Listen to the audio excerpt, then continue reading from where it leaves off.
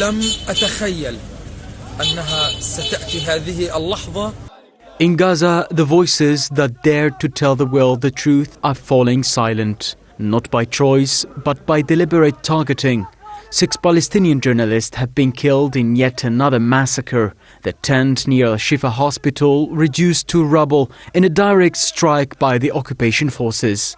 They were known as witnesses to the truth. Anas al-Sharif, Muhammad Koraika, Muhammad al-Khalidi, Ibrahim Zahar, Mohamed Aliwa and Muhammad Nufel. Their work exposed the crimes of the occupation in the besieged Gaza Strip. Their lives were cut short in an instant.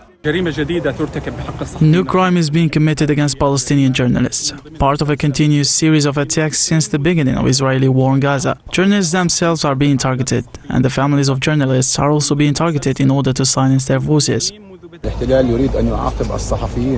The occupation seeks to punish journalists for their role in exposing the crimes of genocide, including the deliberate starvation and thirst imposed on our people. This has rallied the world against the occupation, largely because of the deep famine our people are enduring, documented through the reports, photographs and videos produced by Palestinian journalists. This work has undoubtedly placed the occupation in a difficult position, and we have witnessed this targeting as a form of punishment for their professional commitment.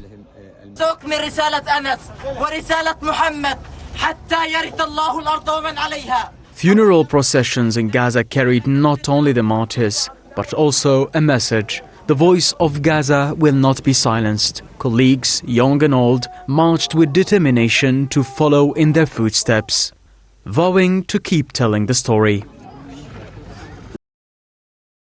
I advise you not to be silent by restrictions, nor to be paralyzed by borders. Be bridges toward the liberation of the country and its people, so that the sun of dignity and freedom may shine over our land. Every person in Gaza carries a long history of pain, born from loss, deprivation and suffering. When they see the battered tents of the displaced, they remember their own family's tent, how it was torn apart by sudden Israeli bombardment, how they barely managed to save themselves, and how their families' lives were stolen in that same attack. Since the start of this war, 238 journalists have been killed in a calculated campaign. It began with sealing the strip to foreign media, and it continues with direct strikes on those documenting the reality, part of a wider plan to commit crimes away from the eyes of the world. This